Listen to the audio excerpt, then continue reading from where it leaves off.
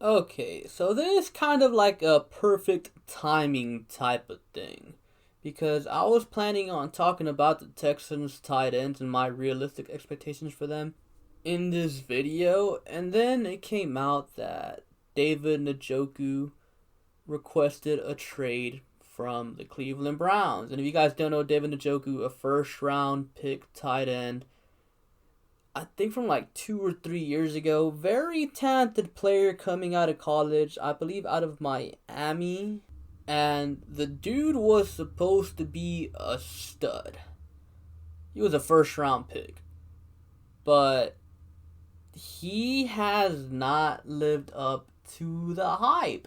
And these days, ever since O'Brien took over as the GM or like as the interim GM, whatever, ever since Gain got fired, the Texans have been linked, or fans want every player, So, like, David Njoku hasn't been linked to the Texans at all, but Texans fans are like, we should go get David Njoku. Hey, would it be a smart idea to get David Njoku? It seems like every single time a player requests a trade, or, it's rumored that he's being traded, Texans fans want said player. So, since we're on the topic of tight ends, I decided, you know what?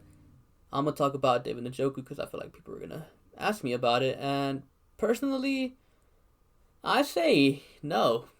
No, we don't need David Njoku. David Njoku has been a disappointment. He had an okay year, I guess, in 2018. He had like over 50 receptions, over 600 yards, and like 4 touchdowns. But last year, he didn't do much. His rookie year, he didn't do much either. He was actually hurt last year. So, yeah, I don't think we need another tight end on this roster. We already have four, and it's going to be tough to decide which of those three make the roster. And adding David Njoku would only make things harder. Well, it would probably guarantee him a spot, so you'd be stuck with deciding between Fells, Aikens, Thomas, and Waring. 2 spots for 4 players. And, you don't want to do that.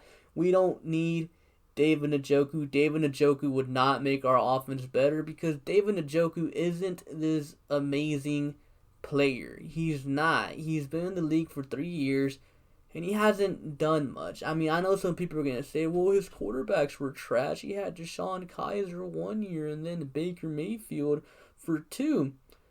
I mean, I guess, but still, though, we don't need a tight end. We have 2 tight ends with a lot of potential, and we have one with a receding hairline. Like, we're good at the tight end position. It wouldn't be smart to trade for a player at a position that we don't really need. Now, obviously, I'm not saying we have Rob Gronkowski, Travis Kelce, George Kittle on our team. No. But David Njoku isn't Gronkowski or any of those guys either, so you wouldn't really be improving your tight end group at all, and you'd be losing a pick or a player, which, yeah, I don't agree with. So for me, David Njoku is a no-go. I don't think we should get David Njoku. And with that being said, let's move on to the tight ends that we already have on our roster, and there's 4 of them. Okay, first let's start off with Darren Fells, the big old boy. I think he's guaranteed a roster spot, and he had a pretty good season for us last year, a decent season. He was one of our 2 starting tight ends. He had 34 receptions, 340 yards, and he had 7 touchdowns. He was a huge red zone threat. He was, one of Deshaun Watson's go-to targets in the red zone. But honestly, I could see him getting the receptions and the yards again, but to see him get 7 touchdowns, which was near the top of the league, with tight ends, I don't see him getting 7 touchdowns again. Maybe 4, 5 might be pushing it, but expecting Darren Fells to come in here next year and have 7 touchdowns again when he's pretty much been a journeyman tight end his whole career, that's just extremely realistic, especially when you consider that there will be more receiving threats out there this year, like a Brandon Cooks, like a David Johnson, Randall Cobb. Guys like that are going to be out there. Even the other tight ends, Kahali Waring, Jordan Thomas, Jordan Aikens, those guys are going to be out there. So to expect Fells to have a year like he did last year, touchdowns-wise, that's unrealistic. But, getting 30-plus receptions and 300 yards, that isn't really hard to do. So yards-wise, receptions-wise, I think he'll, do the same. But touchdowns-wise, I think he'll take a dip. Now let's move on to the next guy, and that is Jordan Aikens. Last year, Jordan Aikens had 36 receptions, 418 yards, and 2 touchdowns. Personally, I do not like Jordan Aikens. To me, he's just another guy. He is what they call in the NFL a jag. They call him Jags because it stands for just another guy, a replacement level player. Doesn't really do anything special. If he plays next year, if he makes the team, and I'll be honest with you guys, I think he makes the team because I think Bill O'Brien loves him. But if he makes the team, I see him having similar stats. And honestly, if our 2 starting tight ends next year are Darren Fells and Jordan Aikens, that's honestly a lackluster tight end duo, in my opinion. I don't think that'd scare anyone. Now, the 2 guys that I do want to talk about, let's start off with Kahali Waring, because I think he's guaranteed a roster spot as well, because he's a 3rd-round pick from last year that got IR stashed. A lot of you guys are high on Kahali Waring. The dude's extremely athletic. He has potential. Kahali Waring has a lot of potential, and I think if he were to start next year, I think he could easily do Jordan Aikens' numbers, and even then some. Even though I haven't seen him play, just based on his athleticism alone, I think he can easily get 36 receptions, 418 yards, and 2 touchdowns. But honestly, since he's more athletic, I feel like he'd have more like 40 receptions, probably around 400 and maybe pushing almost 500 yards and 4 touchdowns. I really think he could do that. I'm not saying this guy's going to come in here and beat Gronk, but I think he could come in here year 1 or I guess his year 2 and be a solid tight end for us. Him and Fells would make a good duo. And now let's talk about the last guy, Jordan Thomas. I love Jordan Thomas, man. I absolutely love him. I am seeing all over social media he is working extremely hard. Now, according to Pat D's stat, Jordan Thomas was going to be our starting tight end last year before he got hurt, and then Darren Fells kind of took over. And, like I said, Darren Fells, he got a 2-year contract with the Texans this offseason. O'Brien seems to love Jordan Aikens, even though I'm not a big fan of him. But whatever, he's the coach, not me. And then Kahali Waring was a 3rd-round pick from last year. The Texans are not carrying 4 tight ends. Personally, if it were up to me, Jordan Thomas makes the team.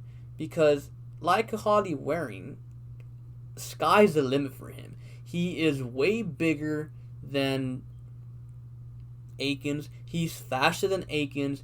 He has better hands than Aikens. He's just an all-around... imagine an athletic Darren Fells. If Jordan Thomas were to learn to block, and, learning to block is definitely something that you can teach, Jordan Thomas would be so good with us. Again, I'm not saying he'd be Gronk, Travis Kelce, or Kittle, but he'd be very good. If our tight end duo was Kahali Waring and Jordan Thomas, who in the world's stopping that? 2 big, athletic, fast tight ends? You can't stop that, man. You can't. And if it were up to me, again, if I was coach, Jordan Thomas, Kahali Waring, they're my 2 starting tight ends, and probably, I don't know, Aikens or Fells, they're my 3rd tight end, and then you cut the other one. if you have that as your tight end duo, man, good luck with that. Ain't no one stopping that. But here's the thing. I said realistic expectations, man. So my realistic expectations are that Darren Fells will be tight end 1, Jordan Aikens will be tight end 2, Kahali Waring will be tight end 3 and ride the bench, while Jordan Thomas gets cut or traded, and he has a nice career with another team. While Jordan Aikens and Darren Fells combine for like 700 yards and probably like 8 touchdowns together max with like 60 receptions. So I expect our tight end group to be lackluster. But if O'Brien does it right and makes Kahali Waring and Jordan Thomas a huge part of our offense, I can see them having 900 yards combined, 10 touchdowns combined, with like 80 catches combined. Like, again, I'm not saying they're going to be Gronk and any of these other good tight ends, because obviously they're still young, but maybe they can develop into something. They have potential. Darren Fells, he's like 30-something, man. Jordan Aikens, he's like 28. He has a receding hairline. Thomas and Waring, they're young. They actually have potential, so I am hoping O'Brien does right, because if he doesn't, I feel like our tight end group is going to be not impressive. And I know a lot of you guys are a fan of Jordan Aikens, but personally, I don't see much in him. Hey, maybe he proves me wrong.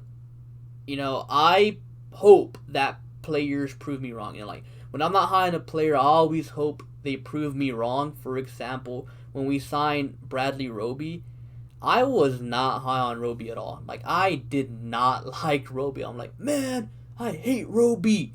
I hope he gets a bad empanada or something like that. And then he ended up proving me wrong. The dude had a good season with us, and he got a contract with us. So I've definitely been proven wrong before. Like, I'm not like one of those guys that hopes they're right all the time. No, like, if I'm wrong and it's for the good of the team, I'm happy, because look, I'm wrong, but hey, everyone's wrong. I mean, there's not a single person in this world that is never wrong. Not only that, my team does better because of it, So hopefully Jordan Aikens proves me wrong, but yeah, that's what I expect to happen with the tight end group. Comment down below if you think things are going to be different. Comment down below if you actually believe in Jordan Aikens being something good. And yeah, be sure to like and subscribe. Thank you for watching, and I'll catch you guys later. Peace.